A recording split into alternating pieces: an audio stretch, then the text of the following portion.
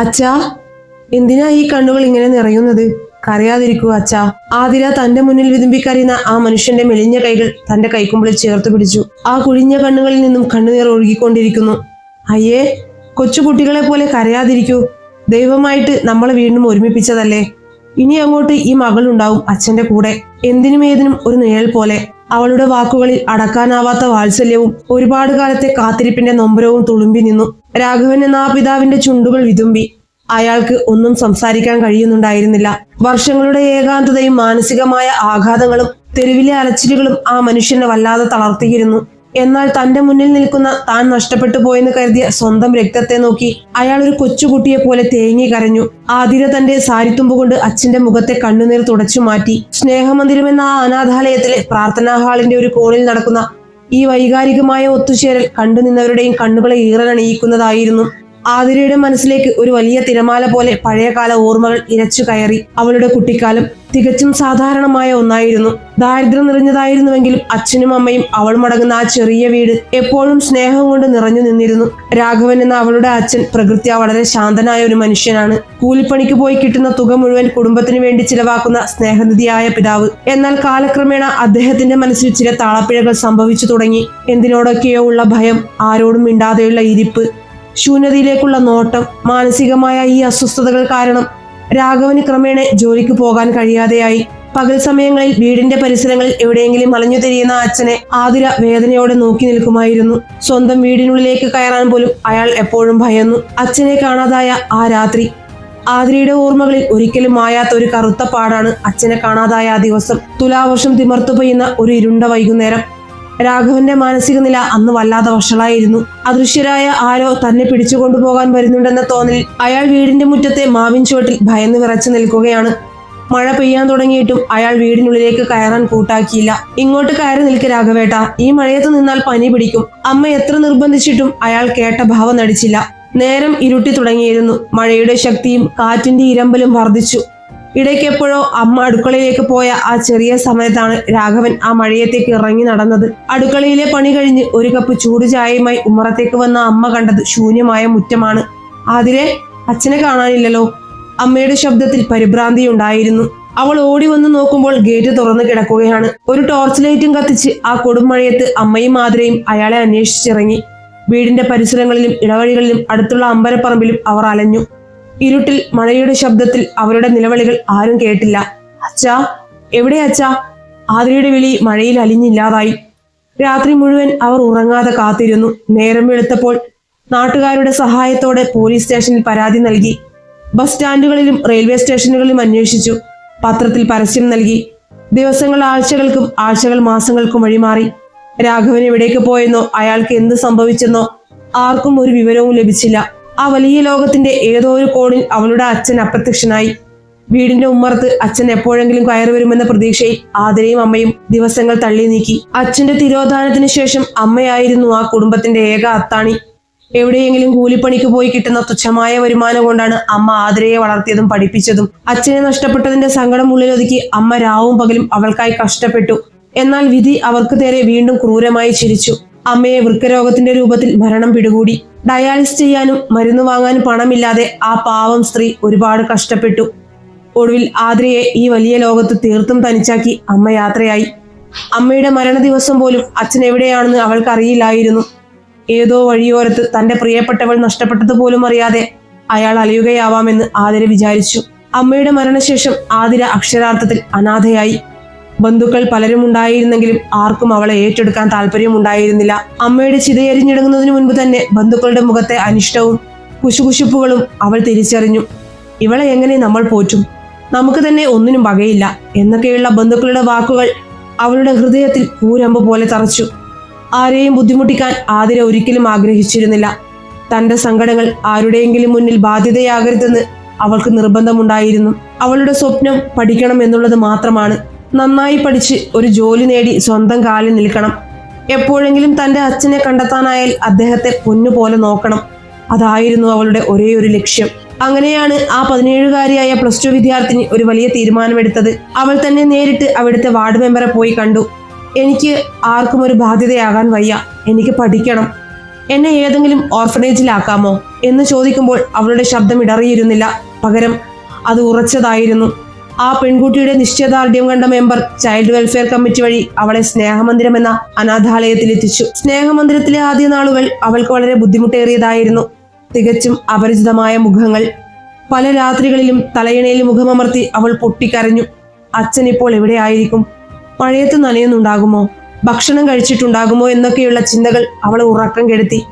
എങ്കിലും സ്നേഹമന്ദിരത്തിലെ അധികൃതരും മറ്റു കുട്ടികളും അവൾക്ക് വലിയ പിന്തുണ നൽകി.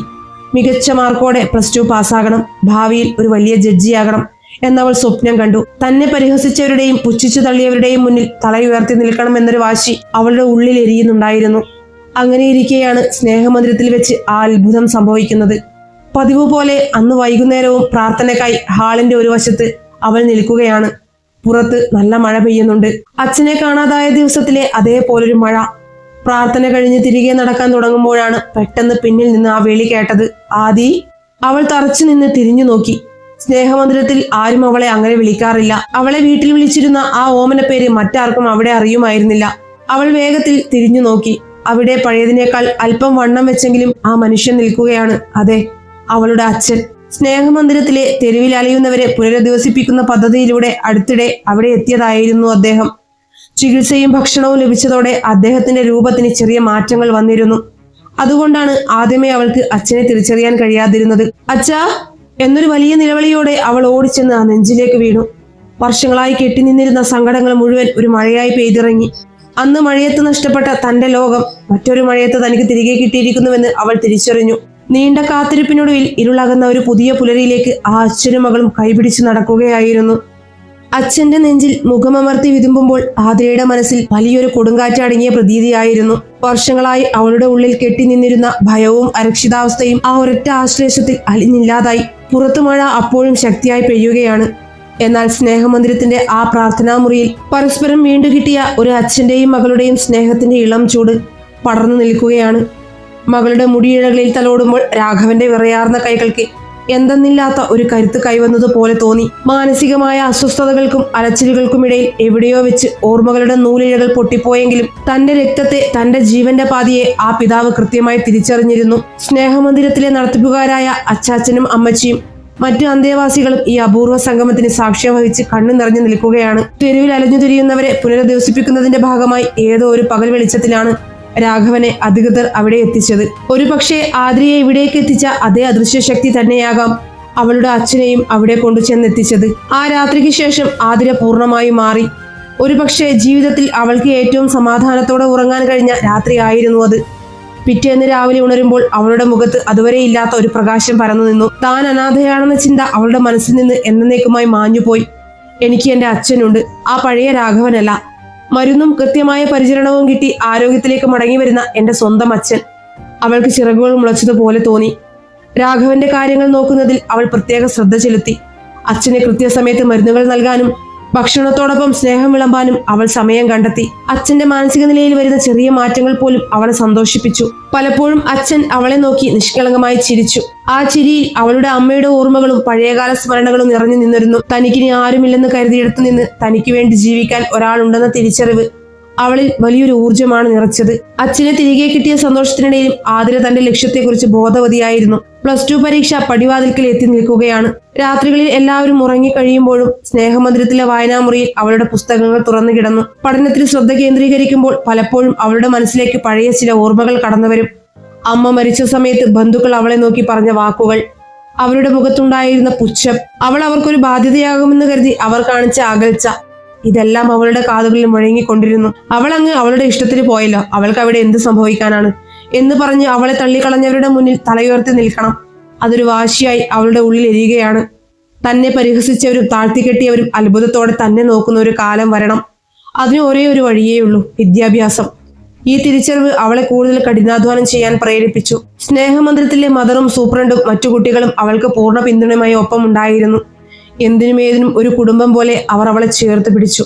ഒടുവിൽ ആ കാത്തിരിപ്പിന് വിരാമം ഇട്ടുകൊണ്ട് +2 പരീക്ഷാഫലം പുറത്തു വന്നു. സ്നേഹമന്ദിരത്തിന്റെ മുറ്റത്ത് സന്തോഷത്തിന്റെ ആരവങ്ങൾ ഉയർന്നു.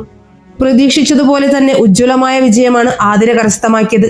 ഉയർന്ന മാർക്കോടെ അവൾ +2 പാസ്സായിരിക്കുന്നു.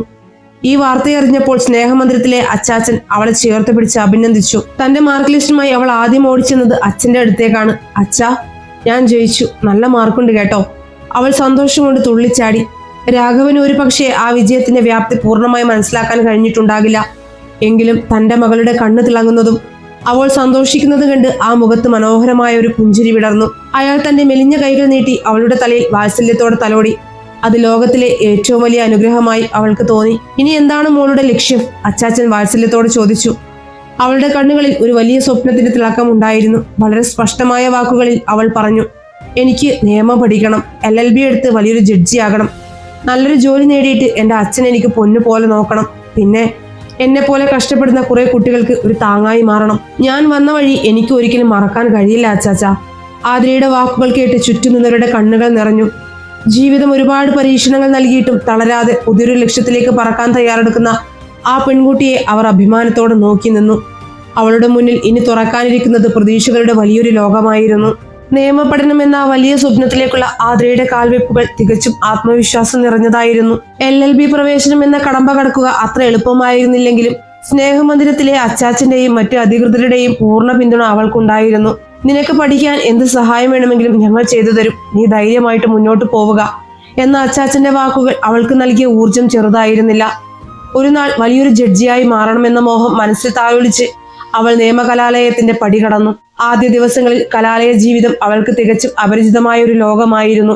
ചുറ്റും പലവിധത്തിലുള്ള ചുറ്റുപാടുകളിൽ നിന്നും വന്ന വിദ്യാർത്ഥികൾ. അവരുടെ വേഷവിധാനങ്ങളും സംസാര രീതികളും കണ്ടപ്പോൾ താൻ തീരെ ചെറിയവളാണെന്നൊരു തോന്നൽ ഒരു നിമിഷം അവളുടെ ഉള്ളിൽ കടന്നുകൂടി. എന്നാൽ കണ്ണുകളടച്ച് ദീർഘമായി ശ്വാസമെടുക്കുമ്പോൾ അവളുടെ മനസ്സിലേക്ക് ഓടിയെത്തിയത് അച്ഛന്റെ മുഖമായിരുന്നു. തന്നെ കാത്തിരിക്കുന്ന രാഘവൻ എന്ന ആ മനുഷ്യൻ, തന്നെ പുച്ഛിച്ചു തള്ളിയ സ്വന്തം ബന്ധുക്കൾ, ഇതെല്ലാം ഓർത്തപ്പോൾ അവളുടെ ഉള്ളിലെ അപകർഷതാബോധം വഴിമാറുകയും അവിടെ അതിയായ വാശി സ്ഥാനം പിടിക്കുകയും ചെയ്തു. അതെ, അവൾക്ക് ജയിച്ചേ തീരൂ. നിയമത്തിന്റെ വലിയ പുസ്തകങ്ങൾക്കിടയിൽ അവൾ തന്റെ ലോകം കണ്ടെത്തി. സ്നേഹമന്ദിരത്തിലെ പകലുകൾ ഇപ്പോൾ രാഘവന് വളരെ നീളമേറിയതായി തോന്നി തുടങ്ങിയിരുന്നു. ആതിര കോളേജിൽ പോയി കഴിഞ്ഞാൽ പിന്നെ അവളുടെ തിരിച്ചുവരവിനായുള്ള കാത്തിരിപ്പാണ്. മരുന്നുകളുടെ സ്വാധീനത്താലും കൃത്യമായ പരിചരണത്താലും അദ്ദേഹത്തിന്റെ മാനസിക നിലയിൽ വലിയ മാറ്റങ്ങൾ വന്നിരുന്നു. പഴയതുപോലെ അകാരണമായ ഭയമോ അലച്ചിലോ ഇപ്പോൾ അദ്ദേഹത്തിനില്ല. വൈകുന്നേരം ആതിര കോളേജ് കഴിഞ്ഞു വരുന്നതും കാത്ത് സ്നേഹമന്ദിരത്തിന്റെ ഗേറ്റിനരികിൽ ഒരു കൊച്ചുകുട്ടിയെ പോലെ രാഘവൻ നിൽപ്പുണ്ടാകും. ദൂരെ നിന്ന് അവളെ കാണുമ്പോൾ ആ മുഖത്ത് വിരിയുന്ന ചിരിക്ക് 1000 സൂര്യന്മാരുടെ തിളക്കമുണ്ടായിരുന്നു. കോളേജിലെ വിശേഷങ്ങളും പഠിക്കാനുള്ള കാര്യങ്ങളുമെല്ലാം അവൾ അച്ഛനോട് വാ തോരാതെ പറയും. നിയമത്തിലെ സങ്കീർണമായ വകുപ്പുകളോ കോടതി വ്യവഹാരങ്ങളോ ഒന്നും രാഘവന് മനസ്സിലാകുമായിരുന്നില്ല. എങ്കിലും തന്റെ മകൾ എന്തൊക്കെയോ വലിയ കാര്യങ്ങൾ പറയുകയാണെന്ന ഭാവത്തിൽ അദ്ദേഹം അതൊക്കെ കേട്ടിരിക്കും.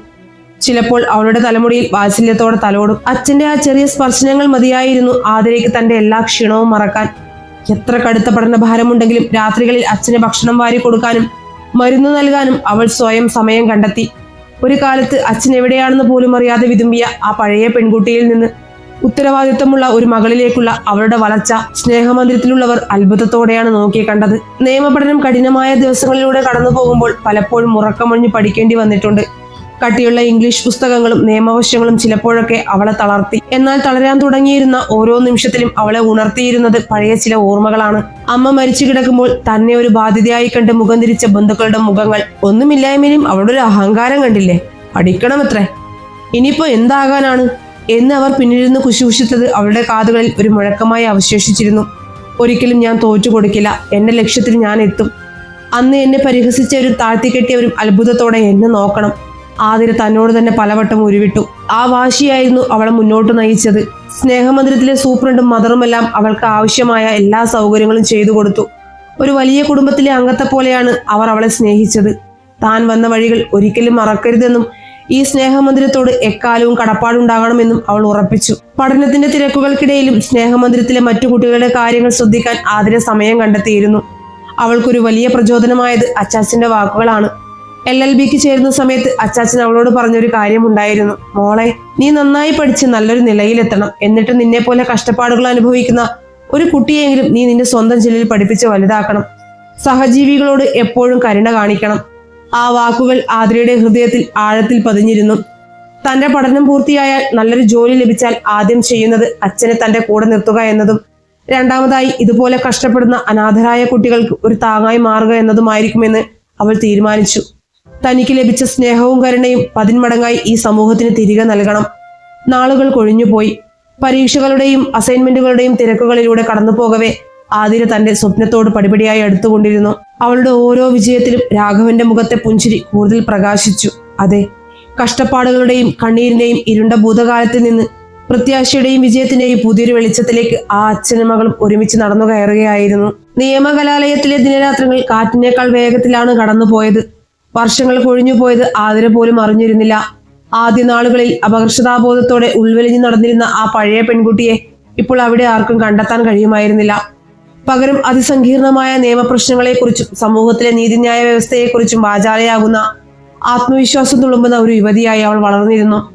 അനാഥത്വത്തിന്റെ നീറ്റിൽ നിന്ന് കരുത്തിന്റെ പര്യായമായി അവൾ മാറുകയായിരുന്നു. സ്നേഹമന്ദിരത്തിന്റെ പടിയിറങ്ങി എന്നും രാവിലെ അവൾ കോളേജിലേക്ക് പോകുമ്പോൾ ഗേറ്റിനരികിൽ ഒരു കാവൽക്കാരനെ പോലെ രാഘവൻ നിൽപ്പുണ്ടാകും. തിരികെ വരുന്നതുവരെയുള്ള അദ്ദേഹത്തിന്റെ കാത്തിരിപ്പിന് വർഷങ്ങൾ കഴിഞ്ഞിട്ടും യാതൊരു മാറ്റവും ഉണ്ടായിരുന്നില്ല. മരുന്നുകളുടെ കൃത്യമായ ഉപയോഗവും അതിലുപരി മകൾ നൽകിയ സ്നേഹവും പരിചരണവും അദ്ദേഹത്തെ പൂർണ്ണമായും പഴയ രാഘവനാക്കി മാറ്റിയിരുന്നു. പണ്ടെപ്പോഴോ നഷ്ടപ്പെട്ടു പോയ ആ ശാന്തത അദ്ദേഹത്തിന്റെ മുഖത്ത് ഇപ്പോൾ സ്ഥിരമായി കുടിയിരിപ്പുണ്ട്. വൈകുന്നേരങ്ങളിൽ കോളേജ് വിട്ടുവരുന്ന ആതിരയ്ക്കൊപ്പം സ്നേഹമന്ദിരത്തിന്റെ വിശാലമായ മുറ്റത്തുകൂടി നടക്കുമ്പോൾ അദ്ദേഹം ലോകത്തിലെ ഏറ്റവും സന്തോഷവാനായ പിതാവായി മാറി. തന്റെ മകൾ പഠിച്ച് വലിയൊരു ജഡ്ജിയാകുമെന്നോ അവൾക്ക് സമൂഹത്തിൽ എത്രത്തോളം വലിയ സ്ഥാനമാണ് ലഭിക്കാൻ പോകുന്നതെന്നോ ഒന്നും പൂർണ്ണമായി മനസ്സിലാക്കാനുള്ള മാനസികാവസ്ഥ അദ്ദേഹത്തിന് ഉണ്ടായിരുന്നില്ല. എങ്കിലും തന്റെ മകൾ വലിയൊരു ഉയരത്തിലേക്കാണ് നടന്നു കയറുന്നതെന്ന് ആ പിതാവിന്റെ ഹൃദയം കൃത്യമായി തിരിച്ചറിഞ്ഞിരുന്നു. അവരുടെ വൈകുന്നേരങ്ങളിലെ സംഭാഷണങ്ങൾ കൂടുതലും പഴയകാല ഓർമ്മകളായിരുന്നു. മഴയുള്ള ദിവസങ്ങളിൽ അച്ഛൻ വീട് വിട്ടിറങ്ങിയതും പിന്നീട് അനുഭവിച്ച കഷ്ടപ്പാടുകളും പറയുമ്പോൾ രാഘവന്റെ കണ്ണുകൾ ഇപ്പോഴും നിറയും. രാത്രികളിൽ എല്ലാവരും ഉറങ്ങിക്കഴിയുമ്പോഴും ആതിരയുടെ പഠനമുറിയിൽ വെളിച്ചം അണയാറില്ലായിരുന്നു. കട്ടിയുള്ള നിയമപുസ്തകങ്ങളിലെ താളുകൾക്കിടയിൽ അവൾ തന്റെ ശോഭനമായ ഭാവിയെ തിരഞ്ഞു. ചിലപ്പോഴൊക്കെ ഉറക്കം കണ്ണുകളെ വല്ലാതെ ഭാരിച്ചു വരുമ്പോൾ അവൾ പുസ്തകത്തിൽ തലവെച്ച് അറിയാതെ മയങ്ങിപ്പോകും. അങ്ങനെയുള്ള രാത്രികളിൽ രാഘവന് പതുക്കെ എഴുന്നേറ്റ് വന്ന് അവളുടെ അരികിൽ നിൽക്കും. ഒരു പുതപ്പെടുത്ത് അവളുടെ ശരീരത്തിലേക്ക് പുതപ്പിച്ചു കൊടുക്കുമ്പോൾ അദ്ദേഹത്തിന്റെ കൈകൾ വാത്സല്യം കൊണ്ട് വിറയ്ക്കുന്നുണ്ടാകും. താൻ കാരണം ഒരുപാട് കഷ്ടപ്പാടുകൾ അനുഭവിക്കേണ്ടി വന്നവളാണ് തന്റെ മകൾ എന്ന കുറ്റബോധം അദ്ദേഹത്തെ ഇടയ്ക്കിടെ വേട്ടയാടിയിരുന്നു. താൻ ഒരല്പം കൂടി ശ്രദ്ധിച്ചിരുന്നെങ്കിൽ അവൾക്ക് അമ്മയെ നഷ്ടപ്പെടില്ലായിരുന്നുവെന്നും അവൾക്ക് ഈ അനാഥാലയത്തിൽ ജീവിക്കേണ്ടി വരില്ലായിരുന്നുവെന്നും അദ്ദേഹം ചിന്തിച്ചു. പെട്ടെന്ന് ഉണർന്നു നോക്കുമ്പോൾ അരികിൽ കണ്ണു നിറഞ്ഞു നിൽക്കുന്ന അച്ഛനെ കണ്ട് ആതിര അദ്ദേഹത്തെ ചേർത്ത് പിടിക്കും. അച്ഛൻ എന്തിനാ ഇപ്പോഴും പഴയ കാര്യങ്ങൾ ഓർത്ത് വിഷമിക്കുന്നത്? അച്ഛന്റെ കുഴപ്പം കൊണ്ടല്ലല്ലോ ഒന്നും സംഭവിച്ചത്. വിധിയല്ലേ അച്ഛാ? എനിക്കിപ്പോൾ അച്ഛനിപ്പോൾ ഞാനുമില്ലേ? അത് പോരെ എന്ന് പറഞ്ഞ് അവൾ ആ കുഴിഞ്ഞ കവിളുകളിലെ കണ്ണുനീർ തുടച്ചു മാറ്റും. ആ നിമിഷങ്ങളിൽ അവർക്കിടയിൽ വാക്കുകൾക്ക് പകരം സ്നേഹത്തിന്റെ ഒരു വലിയ ഭാഷയാണ് സംസാരിച്ചിരുന്നത്. അവളെ സംബന്ധിച്ചിടത്തോളം അച്ഛനെ തിരികെ കിട്ടിയത് ഒരു വലിയ നിധിയാണ്. അതിനു മുന്നിൽ മറ്റെന്ത് കഷ്ടപ്പാടുകളും അവൾക്ക് നിസ്സാരമായിരുന്നു. പഠനത്തിന്റെ അവസാന വർഷങ്ങളിലേക്ക് കടന്നപ്പോൾ ആതിരയുടെ ഉത്തരവാദിത്തങ്ങൾ ഒന്നുകൂടി വർദ്ധിച്ചു. സ്നേഹമന്ദിരത്തിലെ മറ്റു ചെറിയ കുട്ടികൾക്ക് ഒരു വഴികാട്ടിയായി അവൾ ഇതിനോടകം മാറിയിരുന്നു. ഒഴിവു സമയങ്ങളിൽ അവരെ അരികിലിരുത്തി കഥകൾ പറഞ്ഞു കൊടുക്കാനും അവരുടെ പഠനകാര്യങ്ങൾ ശ്രദ്ധിക്കാനും അവൾ സമയം കണ്ടെത്തി. നമ്മൾ എവിടെ നിന്ന് വന്നു എന്നത് ഒരിക്കലും മറക്കരുതെന്നും ഈ സമൂഹം നമുക്ക് നൽകിയ സ്നേഹം നമ്മൾ തിരികെ നൽകണമെന്നുമുള്ള സ്നേഹമന്ദിരത്തിലെ അച്ചാച്ചന്റെ വാക്കുകൾ അവൾ തന്റെ ജീവിതവ്രതമായി എടുത്തിരുന്നു. താൻ വലിയൊരു നിലയിലെത്തിയാൽ ഈ കുട്ടികളെ പോലെ കഷ്ടപ്പെടുന്നവരെ സഹായിക്കണം എന്ന ചിന്ത അവളുടെ ലക്ഷ്യത്തിന് കൂടുതൽ ശോഭ നൽകി. തന്നെ അനാഥ എന്ന് വിളിച്ച് പരിഹസിച്ച ബന്ധുക്കളുടെ മുഖങ്ങൾ ഇപ്പോൾ അവളെ വേദനിപ്പിക്കാറില്ലായിരുന്നു. പകരം അതൊരു തീക്കനലായി അവളുടെ ഉള്ളിൽ എരിയുകയാണ്. അതവളെ കൂടുതൽ നന്നായി പഠിക്കാൻ പ്രേരിപ്പിക്കുകയാണ് ചെയ്യുന്നത്. അവൾ അങ്ങ് അവളുടെ ഇഷ്ടത്തിന് പോയി. അവൾക്കിനി എന്ത് സംഭവിക്കാനാണ് എന്ന് പുച്ചിച്ചേരിയുടെ വാക്കുകൾ കേട്ട് അന്ന് അവൾ ഒരുപാട് കരഞ്ഞിട്ടുണ്ട്. എന്നാൽ ഇന്ന് ആ വാക്കുകളാണ് അവളുടെ ഏറ്റവും വലിയ ഊർജം. തന്നെ തള്ളിപ്പറഞ്ഞവർക്ക് മുന്നിൽ, തന്നെ കൊണ്ട് ഒന്നിനും കൊള്ളില്ല എന്ന് പറഞ്ഞവർക്ക് മുന്നിൽ അഭിമാനത്തോടെ തലയുയർത്തി നിൽക്കുന്ന ആ ദിവസത്തിനായി അവൾ കാത്തിരുന്നു. നീതിയുടെയും ന്യായത്തിന്റെയും കാവലാളായി മാറുന്ന ഒരു ദിവസത്തിനായി അവൾ സ്വപ്നം കണ്ടു. ഡിസംബറിലെ ഒരു തണുത്ത രാത്രി, അവസാന വർഷ പരീക്ഷകൾ അടുത്തു നിൽക്കുന്ന സമയം. പുറത്ത് നല്ല മഞ്ഞുവീഴ്ചയുണ്ടായിരുന്നു. പുസ്തകത്തിൽ നിന്നും കണ്ണെടുത്ത് അവൾ ജനലിലൂടെ പുറത്തേക്ക് നോക്കി. പെട്ടെന്ന് അവളുടെ മനസ്സിലേക്ക് അമ്മയുടെ മുഖം ഓടിയെത്തി. അമ്മ ഇന്ന് ജീവിച്ചിരിപ്പുണ്ടായിരുന്നെങ്കിൽ തന്റെ മകൾ വക്കീലാകാൻ പോകുന്നത് കണ്ട് ആ പാവം എത്രമാത്രം സന്തോഷിച്ചേനെ. ദാരിദ്ര്യത്തോടും രോഗത്തോടും മല്ലിട്ട് തനിക്ക് വേണ്ടി മാത്രം ജീവിച്ചു ഒടുവിൽ ഒരു പിടിച്ചാരമായി മാറിയ അമ്മയെ ഓർത്തപ്പോൾ ആതിരയുടെ കണ്ണുകളിൽ നിന്ന് ചൂടുള്ള കണ്ണുനീർ ഒഴുകിയിറങ്ങി. നഷ്ടപ്പെട്ടതൊന്നും ഇനി തിരികെ കിട്ടില്ലെന്ന് അവൾക്കറിയാം. പക്ഷേ അമ്മയുടെ സ്വപ്നങ്ങളിലൂടെയാണ് താനിപ്പോൾ സഞ്ചരിക്കുന്നതെന്ന സത്യം അവൾക്ക് വലിയൊരു ആശ്വാസമായിരുന്നു. അപ്പോഴേക്കും രാഘവൻ ഒരു ഗ്ലാസ് ചൂടുപാൽ കയ്യിൽ പിടിച്ച് അവളുടെ അരികിലേക്ക് വന്നു. അവൾ വേഗത്തിൽ കണ്ണുനീർ തുടച്ചു മാറ്റി അച്ഛനെ നോക്കി പുഞ്ചിരിച്ചു. മോള് ഉറങ്ങുന്നില്ലേ? ഒരുപാട് നേരമായല്ലോ പഠിക്കുന്നു എന്ന് ചോദിച്ചുകൊണ്ട് അദ്ദേഹം ആ പാൽ ഗ്ലാസ് അവളുടെ കൈകളിലേക്ക് നൽകി. അച്ഛന്റെ സ്നേഹനിർഭരമായ ആ നോട്ടത്തിൽ അമ്മയുടെ കരുതൽ കൂടി അവൾ അനുഭവിച്ചു. അതെ, ഈ ലോകത്ത് അവൾക്ക് താങ്ങായി തണലായി ഇനി ഈ അച്ഛൻ മാത്രമേ ഉള്ളൂ. അദ്ദേഹത്തിന്റെ സന്തോഷത്തിനു വേണ്ടിയാണ് ഇനി തന്റെ ജീവിതം മുഴുവൻ. നിയമപഠനത്തിന്റെ അവസാന നാളുകൾ തികച്ചും സമ്മർദ്ദം നിറഞ്ഞതായിരുന്നു. ഉറക്കമൊഴിച്ചുള്ള രാവുകളും പകലുകളും അവളെ ശാരീരികമായി തളർത്തിയെങ്കിലും അവളുടെ മനസ്സ് 10 മടങ്ങ് കരുത്താർജിച്ചിരുന്നു. ഓരോ പരീക്ഷ എഴുതുമ്പോഴും അവൾ തന്റെ ലക്ഷ്യത്തോട് കൂടുതൽ അടുക്കുകയായിരുന്നു. തനിക്കു വേണ്ടി പ്രാർത്ഥിക്കാൻ സ്നേഹമന്ദിരത്തിലെ വലിയൊരു കുടുംബം തന്നെയുണ്ടെന്നത് അവൾക്ക് വലിയ ആത്മവിശ്വാസം നൽകി. അവിടെയുള്ള അന്തേവാസികളും നടത്തിപ്പുകാരും അവൾക്ക് എല്ലാവിധ പിന്തുണയും നൽകി കൂടെ നിന്നു. അന്തിമ ഫലത്തിനായി കാത്തിരുന്ന ആ ദിനങ്ങളിൽ അവളുടെ ഹൃദയമിടിപ്പ് കൂടിയിരുന്നു. വലിയൊരു കൊടുങ്കാറ്റിന് ശേഷമുള്ള പ്രശാന്തത പോലെ തന്റെ ജീവിതത്തിലെ ഏറ്റവും വലിയ സന്തോഷ വാർത്ത കേൾക്കാൻ അവളും അവൾക്കൊപ്പം അച്ഛൻ രാഘവനും പിന്നെ സ്നേഹമന്ദിരവും കാത്തിരുന്നു.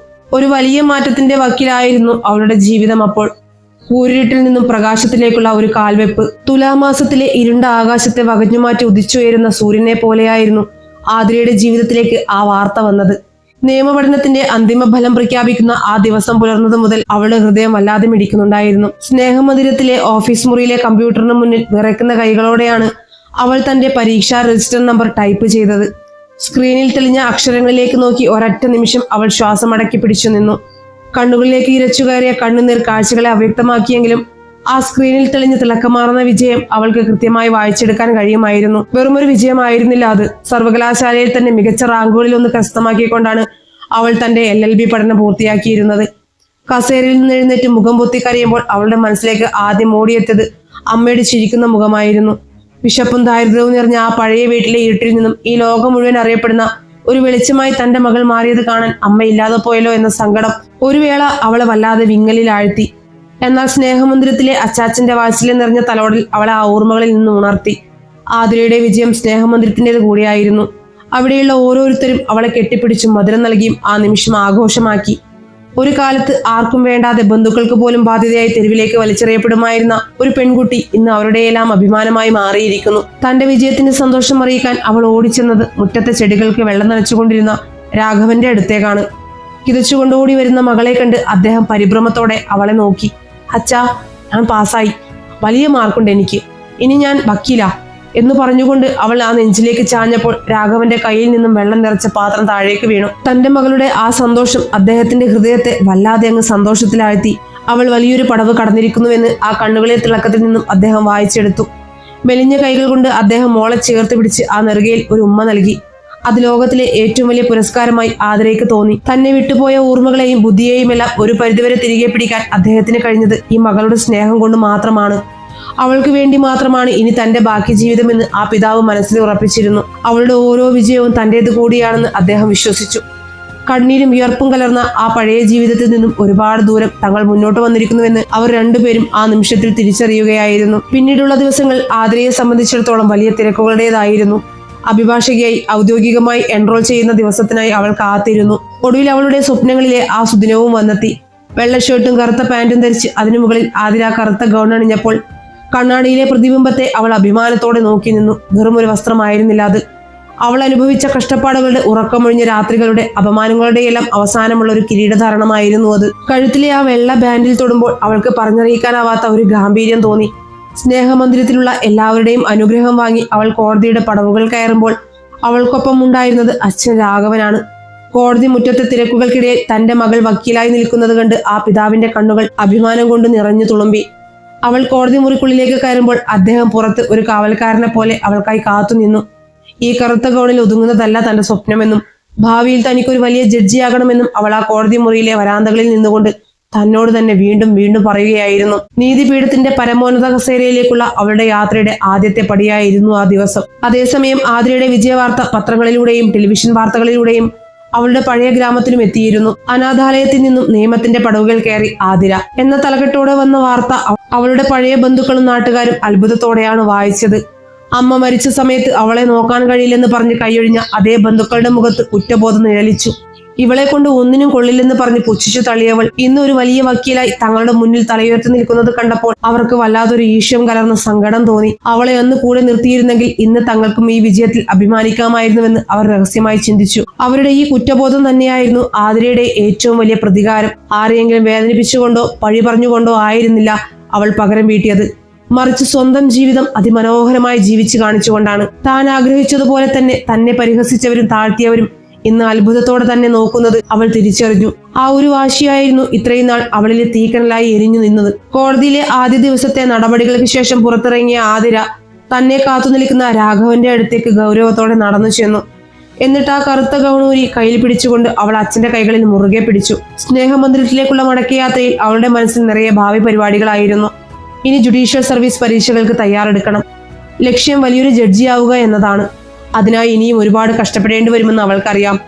എന്നാൽ ഇപ്പോൾ അവൾക്ക് യാതൊരു ഭയവും ഉണ്ടായിരുന്നില്ല. കാരണം അവളെ താങ്ങി നിർത്താൻ സ്നേഹമന്ദിരം എന്ന വലിയൊരു കുടുംബവും എന്തിനുമേലും നിഴൽ പോലെ സ്വന്തം അച്ഛനും അവൾക്കൊപ്പമുണ്ട്. തളർന്നു പോകുമായിരുന്ന ഒരു ജീവിതത്തെ സ്വന്തം ഇച്ഛാശക്തി കൊണ്ട് അവൾ തിരികെ പിടിച്ചിരിക്കുന്നു. അസ്തമിക്കുമെന്ന് കരുതിയ സൂര്യൻ പുതിയൊരു പ്രകാശത്തോടെ ഉദിച്ചുവരികയായിരുന്നു ആതിരയുടെ ജീവിതത്തിൽ.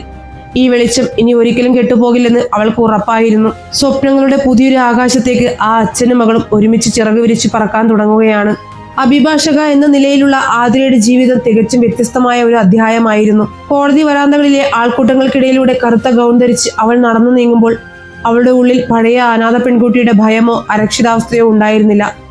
മറിച്ച് നിയമത്തിന്റെ കരുത്തും താൻ കടന്നു വന്ന വഴികളുടെ തീക്ഷ്ണതയും അവൾക്ക് അപാരമായ ആത്മവിശ്വാസം നൽകി. സിവിൽ കേസുകളെക്കാൾ കൂടുതൽ അവൾ ശ്രദ്ധ കേന്ദ്രീകരിച്ചത് പാവപ്പെട്ടവർക്കും അശരണർക്കും നീതി നേടിക്കൊടുക്കുന്നതിലായിരുന്നു.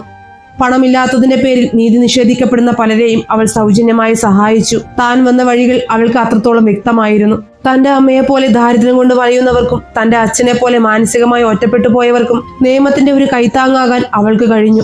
സ്നേഹമന്ദിരത്തിലെ അച്ചാച്ചൻ അവൾക്ക് നൽകിയ ഉപദേശം അവൾ അക്ഷരപ്രതി പാലിക്കുകയായിരുന്നു. ഓരോ കേസ് വിജയിക്കുമ്പോഴും അവൾ ആദ്യം വിളിച്ചറിയിക്കുന്നത് സ്നേഹമന്ദിരത്തിലേക്കാണ്.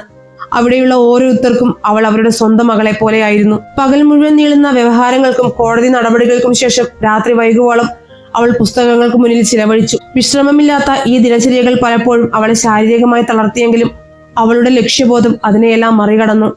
ഈ സമയങ്ങളിലെല്ലാം രാഘവൻ അവൾക്കൊരു താങ്ങായി ഒപ്പമുണ്ടായിരുന്നു. മകൾ പഠിക്കുമ്പോൾ ഉറങ്ങാതെ കാവലിരിക്കുകയും അവൾക്ക് ചായ ഉണ്ടാക്കി കൊടുക്കുകയും ചെയ്യുന്ന ആ പിതാവിന്റെ രൂപം ഏത് കഠിനമായ സന്ദർഭങ്ങളെയും പുഞ്ചിരോടെ നേരിടാൻ അവൾക്ക് കരുത്തേകി.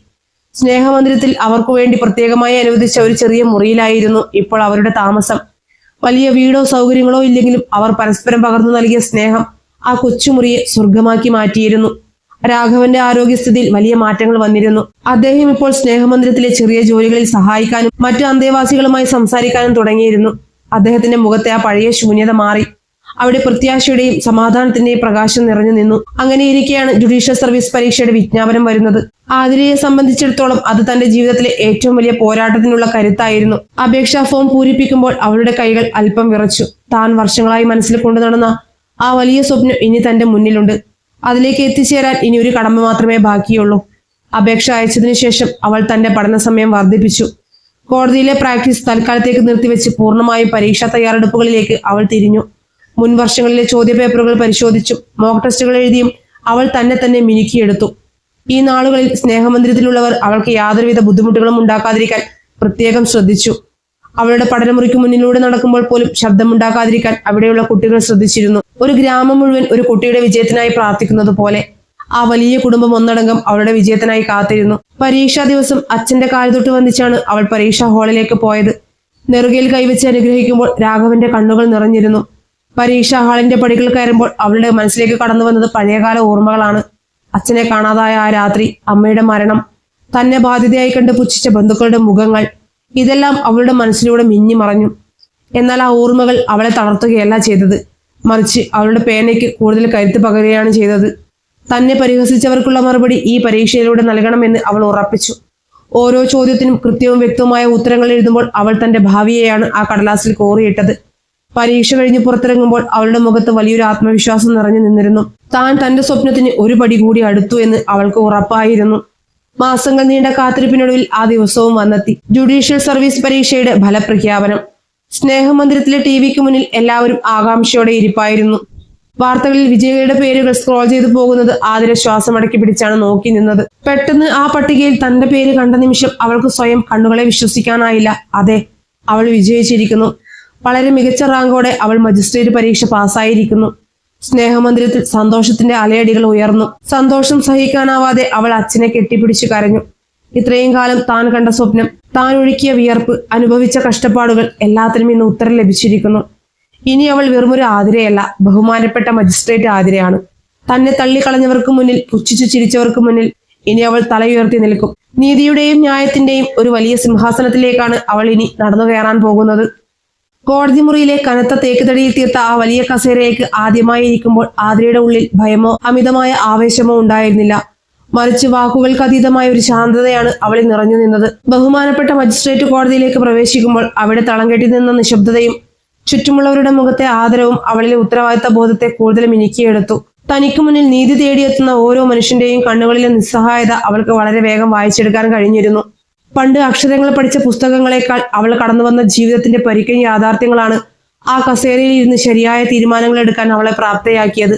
ഓരോ കേസിന്റെയും വിധി പ്രസ്താവിക്കുമ്പോൾ കേവല നിയമത്തിന്റെ വരമ്പുകൾക്കപ്പുറം മനുഷ്യത്വത്തിന്റെ ഒരു വലിയ സ്പർശം കൂടി ആ വിധികൾക്കുണ്ടാകാൻ അവൾ പ്രത്യേകം ശ്രദ്ധിച്ചു. പദവിയുടെ ഗാംഭീര്യം ഒരിക്കലും അവളുടെ വ്യക്തിത്വത്തിലെ എളിമയെ മായ്ച്ചു കളഞ്ഞില്ല. ദിവസേനയുള്ള വ്യവഹാരങ്ങൾക്കൊടുവിൽ നീതി നടപ്പിലാക്കിയതിന്റെ വലിയൊരു കൃതാർത്ഥതയോടെയാണ് അവൾ കോടതിയുടെ പടവുകൾ ഇറങ്ങിയത്. ആത്മവിശ്വാസത്തോടെയുള്ള അവളുടെ ചുവടുവെപ്പുകൾ ആ കോടതി വരാന്തകൾക്ക് പോലും ഒരു പുതിയ ഉണർവ് നൽകുന്നതായിരുന്നു. മജിസ്ട്രേറ്റായി ചുമതലയേറ്റ ശേഷം നഗരമധ്യത്തിലുള്ള വിശാലമായ ഔദ്യോഗിക വസതിയിലേക്കാണ് ആതിരയും അച്ഛനും മാറിയത്. വലിയൊരു പൂന്തോട്ടവും മുറ്റത്ത് തണൽ വിരിച്ചു നിൽക്കുന്ന വലിയ മരങ്ങളുമുള്ള അതിമനോഹരമായ ഒരു പഴയ ബംഗ്ലാവായിരുന്നു അത്. രാഘവനെ സംബന്ധിച്ചിടത്തോളം അതൊരു പുതിയ ലോകമായിരുന്നു. കാലത്ത് ഉണർന്നു കഴിഞ്ഞാൽ പിന്നെ ആ വലിയ മുറ്റത്തെ ചെടികൾക്കിടയിലാണ് അദ്ദേഹത്തിന്റെ ലോകം. പാടിക്കരിഞ്ഞ ചെടികൾക്ക് വെള്ളമൊഴിച്ചു കൊടുക്കാനും പുതിയ തൈകൾ നടാനും അദ്ദേഹം വല്ലാത്തൊരു താല്പര്യം കാണിച്ചു. സ്നേഹവും പരിചരണവും ലഭിച്ചാൽ ഏത് കരിഞ്ഞുപോയ ജീവിതവും വീണ്ടും തളർക്കുമെന്നതിന്റെ ജീവിക്കുന്ന ഉദാഹരണമായിരുന്നു അപ്പോൾ ആ പിതാവ്. പഴയ കാലത്തെ അസ്വസ്ഥതകളോ ശൂന്യമായ നോട്ടങ്ങളോ ഇപ്പോൾ അദ്ദേഹത്തിന്റെ മുഖത്തില്ല. പകരം ഒഴിവു ദിവസങ്ങളിൽ തന്നെയും ചേർത്ത് പിടിച്ച് ഉദ്യാനത്തിലൂടെ നടക്കുന്ന തന്റെ മകളുടെ മുഖത്തേക്ക് നോക്കുമ്പോൾ ലോകം മുഴുവൻ കീഴടക്കിയ ഒരു ചക്രവർത്തിയുടെ സന്തോഷമാണ് ആ കണ്ണുകളിൽ പ്രതിഫലിച്ചിരുന്നത്. ഔദ്യോഗിക തിരക്കുകൾ എത്രയുണ്ടെങ്കിലും അച്ഛനൊപ്പം ഇരുന്ന് ഭക്ഷണം കഴിക്കാനും അദ്ദേഹത്തിന്റെ ചെറിയ ചെറിയ വിശേഷങ്ങൾ കേൾക്കാനും അവൾ സമയം കണ്ടെത്തി. അവർക്കിടയിലെ ആ സ്നേഹബന്ധം ആ ബംഗ്ലാവിനുള്ളിൽ എപ്പോഴും ഒരു വസന്തം തീർത്തിരുന്നു. പുതിയ ജീവിതത്തിന്റെ തിരക്കുകളിലേക്ക് മാറിയെങ്കിലും സ്നേഹമന്ദിരത്തെയും അവിടുത്തെ മനുഷ്യരെയും ആതിര മറന്നിരുന്നില്ല.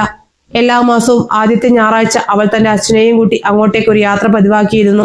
അന്നേ ദിവസം അവൾ ഒരു മജിസ്ട്രേറ്റ് ആയിരുന്നില്ല, മറിച്ച് അവരുടെയെല്ലാം പ്രിയപ്പെട്ട ആതിര മോൾ മാത്രമായിരുന്നു. അവിടുത്തെ കുട്ടികൾക്കായി മിഠായികളും പുസ്തകങ്ങളും അവൾ സ്വന്തം കാറിൽ നിറച്ചുകൊണ്ടുപോയി.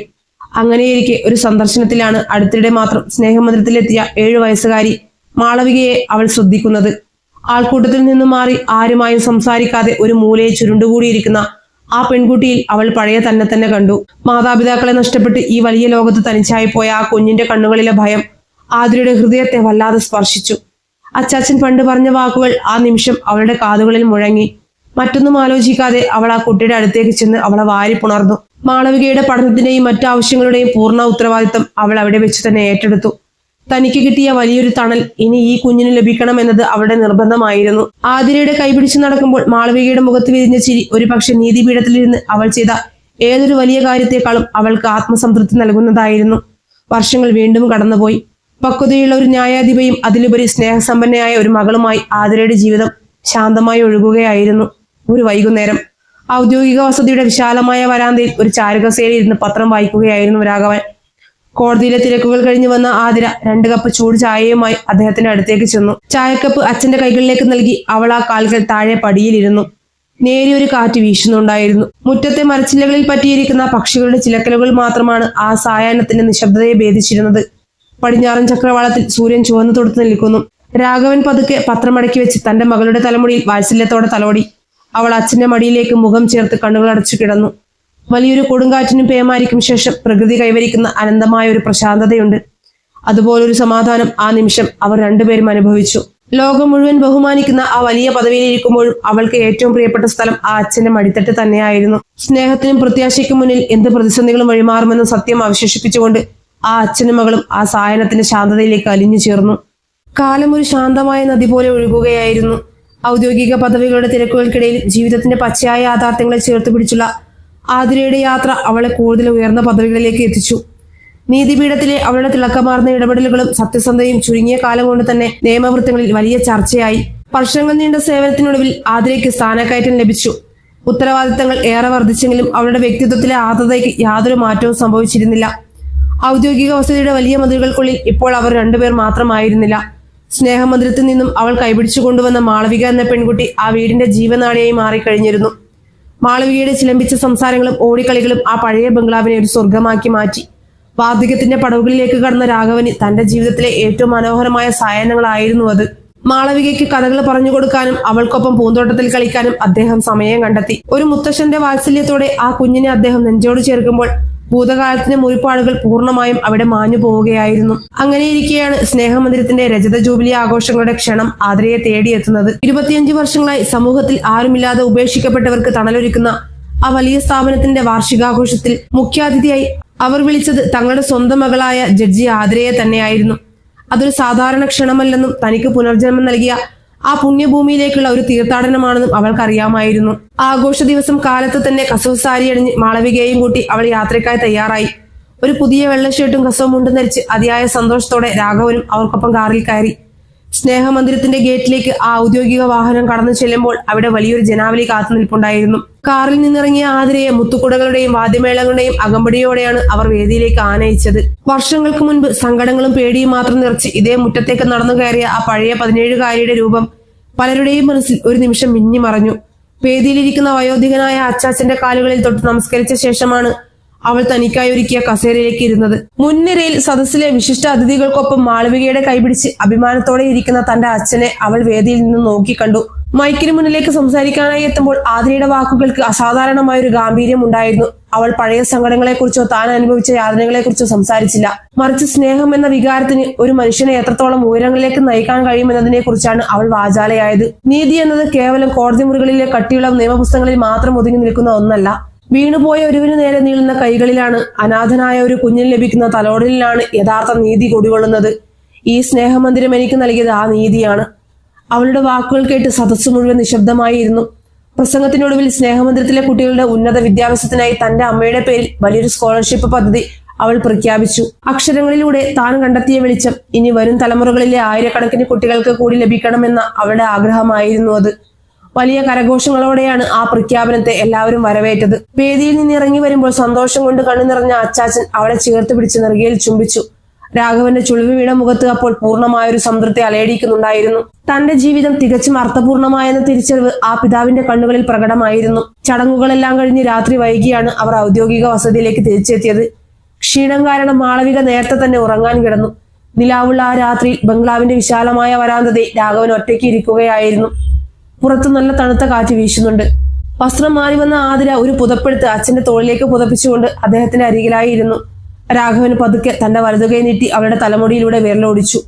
എന്റെ മോൾ ഇന്ന് വേദിയിൽ സംസാരിക്കുന്നത് കേട്ടപ്പോൾ അച്ഛന് വല്ലാത്തൊരു സന്തോഷം തോന്നി. പണ്ട് നമ്മൾ അനുഭവിച്ച കഷ്ടപ്പാടൊക്കെ എന്തിനായിരുന്നു ദൈവം തന്നതെന്ന് ഇന്നിപ്പോൾ എനിക്ക് മനസ്സിലായി മോളെ. ആ ഇരുട്ടൊക്കെ എന്തിനായിരുന്നുവെന്ന് എനിക്കിപ്പോൾ അറിയാം. ഇതുപോലെ വലിയൊരു വെളിച്ചം നീ എല്ലാവർക്കും കൊടുക്കാൻ വേണ്ടിയായിരുന്നില്ലേ എന്ന് പറയുമ്പോൾ ആ ശബ്ദം നേരിയ തോതിൽ ഇടറുന്നുണ്ടായിരുന്നു. ആതിര മറുപടിയൊന്നും പറയാതെ ആ നെഞ്ചിലേക്ക് ചാരി കണ്ണുകൾ അടച്ചു കിടന്നു. ഒരു മനുഷ്യന് തന്റെ ജീവിതത്തിൽ ലഭിക്കാവുന്ന ഏറ്റവും വലിയ സമ്മാനമാണ് ആ നിമിഷം അവൾ അനുഭവിച്ചുകൊണ്ടിരുന്നത്.